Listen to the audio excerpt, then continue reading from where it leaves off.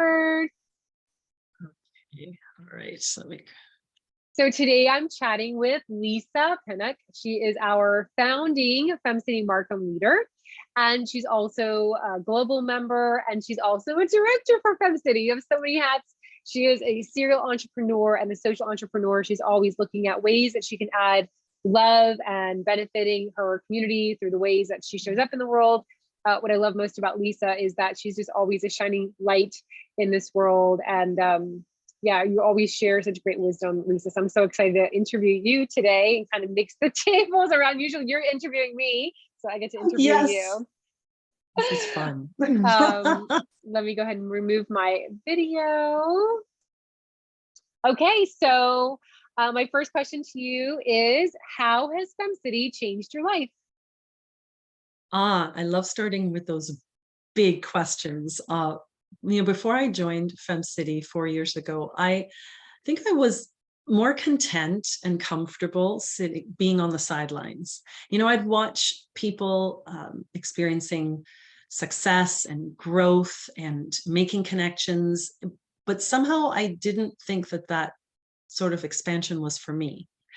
Now, thankfully, I've had a change in perspective over the years, but I would say that FemCity has played a major role in that shift and in facilitating that growth for me, both in business and personally. Oh, I love that. Thank you, Lisa. So you've been a part of FemCity. I'm thinking you joined in 2018. Is that correct? Yes, that's correct. Yes, I launched FemCity Markham in March of 2018.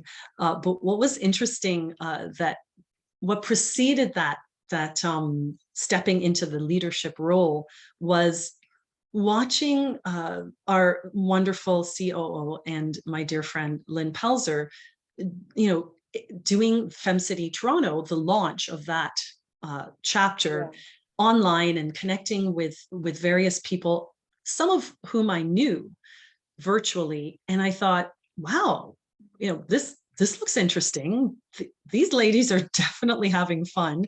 And it's interesting too, because we talk about that a lot, how when you were even launching in FemCity in Miami, how posting pictures of your events got the juices flowing in terms of other women looking and saying, oh wow. And that's exactly how it rolled out for me. I just saw these women having what seemed to be like genuine support and love and friendships with each other. And even though it was occurring in a virtual space, I thought, this is something that I want to be part of.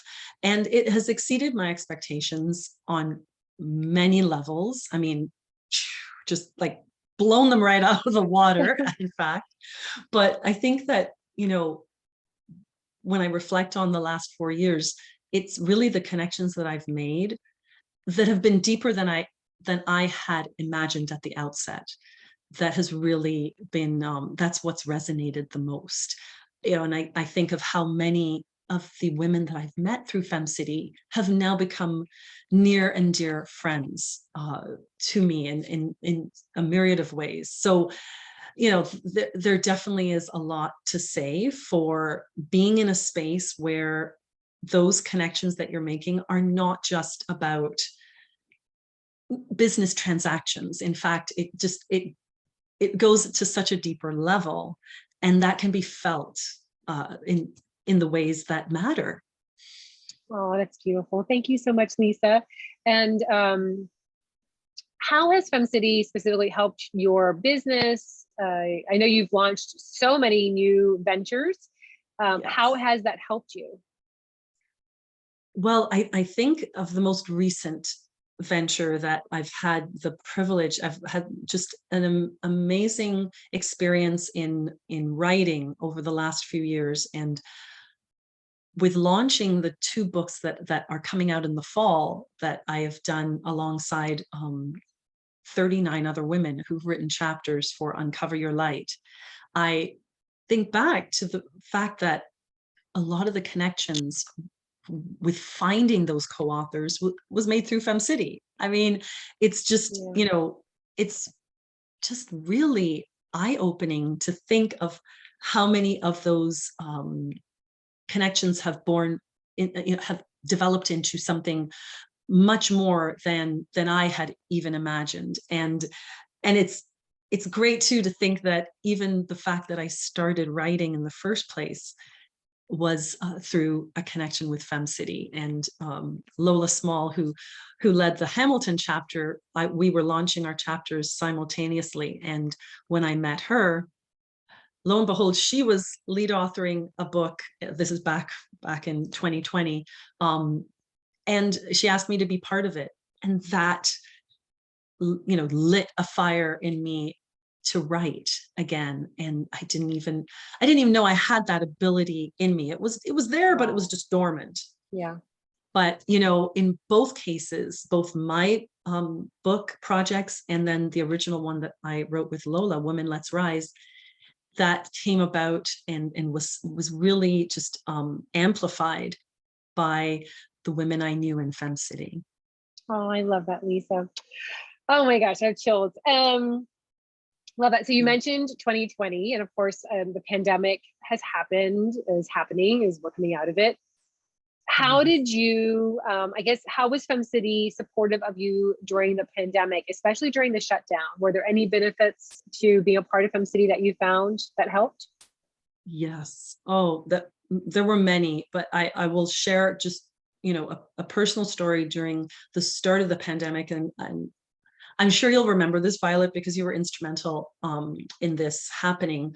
There was, I guess in April of 2020, you had your amazing book, Self-Guided Guru, was out and became a bestseller. And you thought about having a book club on Sunday mornings. And I joined that, and I loved the camaraderie. I loved going through the chapters of that book because they were just so grounding and helpful.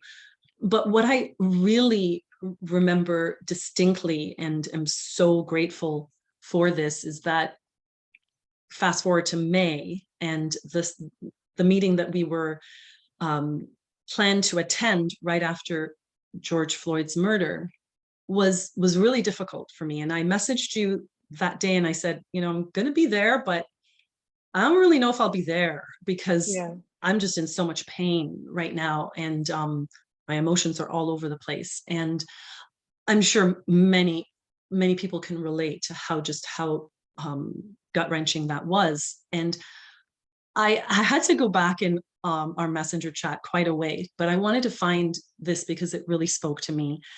Your words at that time, I think, demonstrate just exactly the type of space that you had the vision of creating with FemCity, and that you have been able to facilitate. And by holding that space for us, it just meant so much more than I can even express. But what you said at the time was, I think it's extra important that we meet today and just talk about our feelings.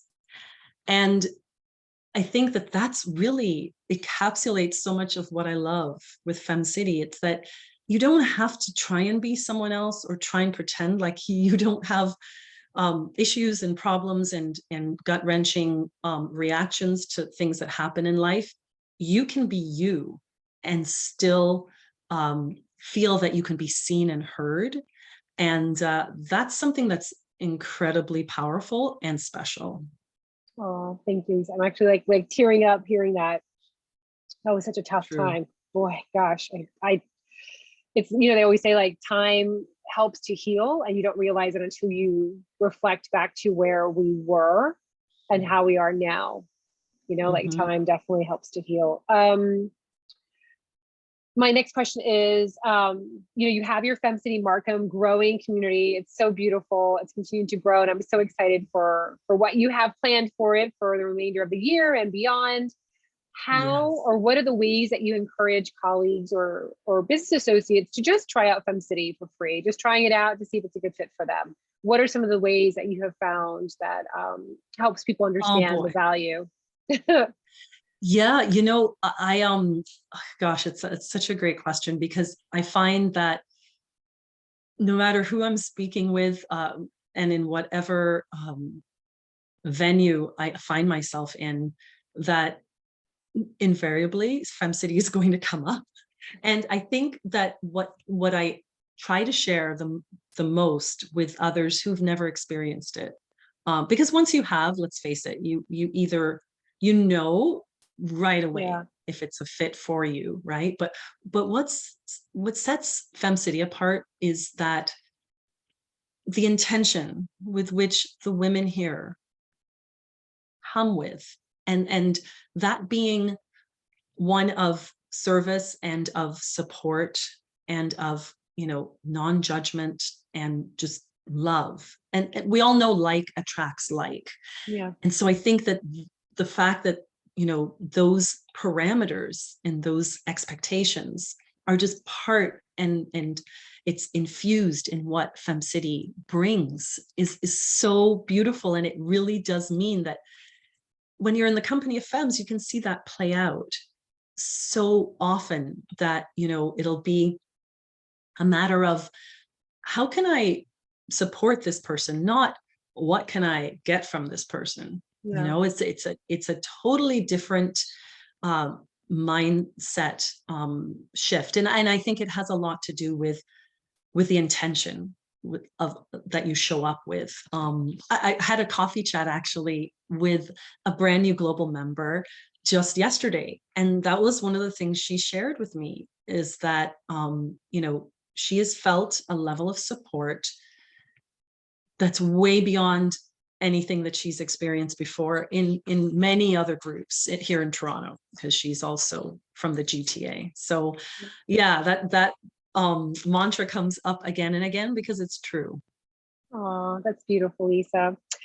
We are wrapping up, so I have two more questions for you. So I love Sure. love stories, as you know, and I asked your one of your besties and she runs obviously FemCity Richmond Hill, and you run FemCity Markham, and she actually sent a lot of gratitude to you when I asked this question. What is your FemCity love story, in a sense of like, if you had one story that demonstrates the spirit of community and FemCity, what would that Oh, one story be? wow. Yes. Okay. There are many, and I will start by saying that it's hard to choose just one. Uh, but I would say within our Markham community, something that happened that was really beautiful, that I just was able to sit on the sidelines and see it blossom, was that we had an in-person meeting. So must have been pre-pandemic. Yeah. And one of our members, just such a lovely person who was brand new to being an entrepreneur. She had come to the meeting, and I could sense that there was something heavy on her heart.